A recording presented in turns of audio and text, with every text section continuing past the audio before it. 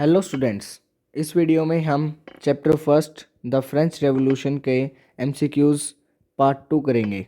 तो इस वीडियो में हमारे पास टोटल 33 या 36 कुछ एमसीक्यूज़ हैं। तो चलो फर्स्ट से शुरू करते हैं। यह है क्लास 9th का।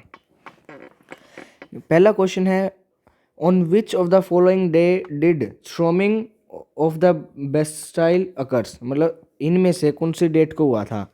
14 जुलाई 1789, 14 जुलाई 1798, 14 जून 1789, 14 जून 1798। तो इसका सोचो, इसका आंसर है हमारा ए, 14 जुलाई 1789 को हुआ था।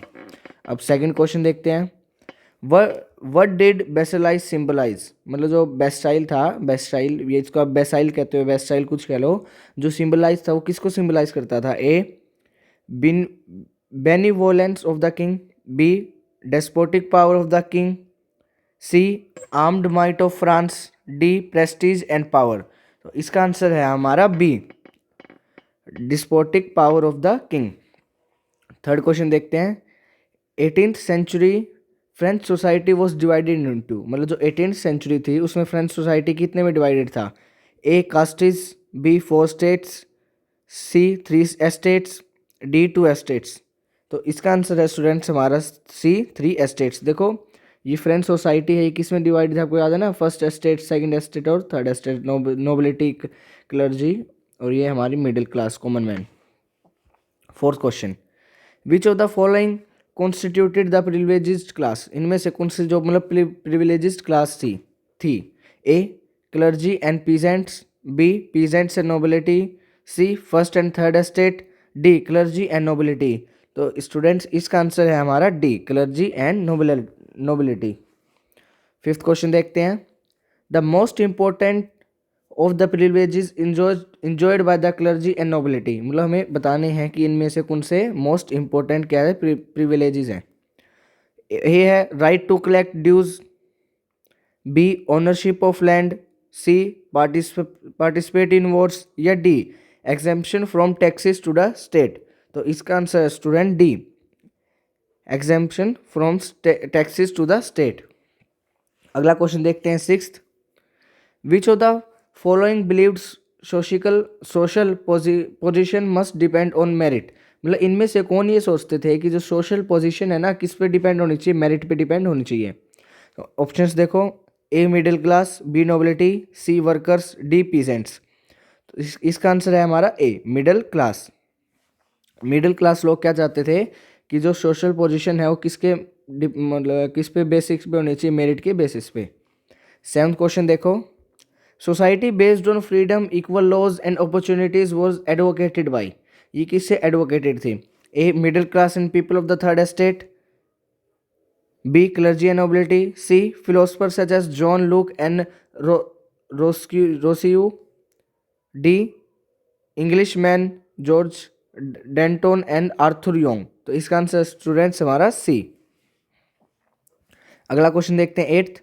विच of the following refuted the doctrine of divine and absolute right, मतलब इनमें से किसने क्या था? रिफ्यूटेड कर दिया, मना कर दिया था।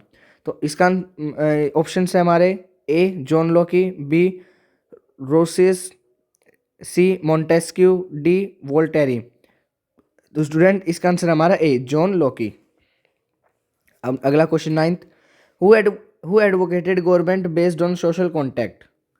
ऑप्शन है A Darwin, B Spencer, C Rousseau, D Montesquieu. इसका आंसर है स्टूडेंट हमारा C. Tenth question, division of power within the government was put forth in, मतलब पुट फोर्थ इन, इसका ऑप्शन सुनो, मतलब किस जो उसकी बुक थी ना, कौन सी बुक में था इनमें से? A two treaties of government, B the spirit of the laws, C ली मॉन्टिल्यूर यूनिवर्सल, या डी द सोशल कॉन्टैक्ट। इसका आंसर है हमारा B, the spirit of the laws. 11th question देखो, who was the king of France at the time of the revolution, जो revolution हुआ ना फ्रांस में, तो उनके टाइम पे कौन किंग था? तो ऑप्शन है Louis 16, Louis 14, Louis 16, Marie Antoinette, Nicholas 2। तो इसका आंसर है स्टूडेंट हमारा लुइस 16 बी। ट्वेल्थ देखो, पॉलिटिकल बॉडी ऑफ फ्रांस, मतलब कौन सी इनमें से पॉलिटिकल बॉडी है किसकी, फ्रांस की? ए डूमा, बी रिस्टैग, सी लोकसभा या डी एस्टेट जनरल? इसका आंसर है स्टूडेंट हमारा estate general. 13th, voting in the estates general was conducted on the principle of, जो वोटिंग होती थी एस्टेट जनरल में किसके बेसिस पे होती थी? Each member one vote, male adult franchise, universal adult franchise या एस्टेट जनरल? तो इसका आंसर है स्टूडेंट डी एस्टेट जनरल। मतलब पूरा एक ग्रुप का एक वोट था ना, जो उनका जनरल था उनका एक वोट होता था बस। 14th question, the estates general was last convert in, मतलब जो उनकी लास्ट मीटिंग हुई थी वो कब हुई थी? ए 1604, बी 1614, सी 1416 या डी 1641? इसका आंसर है स्टूडेंट बी 1614 में। अब अगला देखते हैं 5th, where did the third estate from and announce the national assembly, मतलब इन्होंने कहाँ से मतलब बनाई थी नेशनल असेंबली और अनाउंस की थी कि नेशनल असेंबली हम बना रहे हैं? Options, A indoor tennis court, B hall of mirrors, C Firoz Shah ground, D winter palace? तो स्टूडेंट इसका आंसर है A indoor tennis court. 16th question, member of the third estate were led by, जो member थे third estate के वो किसने led किया था? A Louis 16 and Marie Antoinette sorry, B Lenin and कैल्सिकी, सी मिराब्यू एंड एबेसियस, डी रोसिस एंड वोलेटरी? तो इसका आंसर है स्टूडेंट हमारा सी मिराब्यू और एबेसियस। 17th क्वेश्चन देखो, विच of the following was the main objective of the constitution of 1789, जो constitution था 1789 में उसका मेन वो क्या था, मोटिव क्या था, मेन ऑब्जेक्टिव क्या था? A to limit the power of the king alone, B do away with federal privileges, C give equal right to women, या D establish a constitutional monarchy? इसका आंसर है student D establish a constitutional monarchy. मतलब monarchy तो होनी चाहिए लेकिन क्या हो कॉन्स्टिट्यूशन में होनी चाहिए, मतलब उसकी लिमिट होनी चाहिए पावर। 18, अ ब्रोकन चेन सिम्बलाइज्ड, मतलब ब्रोकन चेन थी आपने देखा होगा ना, एक पेज पूरा मतलब 2 पेज सिंबल से भरे हुए हैं, तो वो पेज भी इंपॉर्टेंट है। तो किसको सिम्बलाइज करती थी? A chains used to fetter slaves, B strength lies in unity, C royal power, या D act of becoming free? तो स्टूडेंट इसका आंसर है D act of becoming free. देखो 19th question, the winged women personified, options, A national colours of France, B act of becoming free, C personification of law, या D rays of the sun will drive away the clouds of ignorance? इसका answer है student C personification of law. देखो 20th question, bundle of rods of और fasces symbolized, A royal power, B equality before law, C law is the same for all, या D strength lies in unity? तो इसका answer है D strength lies in unity. देखो है ना bundle, तो bundle से क्या आता है? Strength lie in unity. 21st, which of the following symbolized eternity, मतलब इनमें से कौन सा सिंबलाइज करता है किसको? एटर्निटी को। ए सिटी प्री, B eye within a triangle radiating light, the law tablet, या D snake biting its tail to form a ring? तो इसका आंसर है student D snake biting its tail to form a ring. 22 question, which of the following were the national colours of the France during the revolt, मतलब इनमें से कौन सा है? A blue green yellow, red green blue, blue white red, ये yellow red white? इसका answer है student C blue white red. अगला देखो 23, नेशनल एंथम ऑफ फ्रांस, जो नेशनल एंथम था फ्रांस का। ए वंदे मातरम, बी रोगट डी लेसिस, ली मॉन्टेर यूनिवर्स, या मर्सलिस? तो इसका आंसर है D Marseillaise. Next question, member of the Jacobin clubs were known as, जो जैकोबिन क्लब्स के मेंबर थे उन्हें हम क्या नाम से जानते थे? Option, conservatives, B revolutionaries, C terrorist, या सैन क्लटोस? तो इसका आंसर है D sans culottes. 25th, France on 25th September 1789 was declared, मतलब जो इतनी तारीख को क्या डिक्लेयर कर दिया गया था? A socialist state, B democracy, C communist state या डी रिपब्लिक? तो इसका आंसर है डी रिपब्लिक।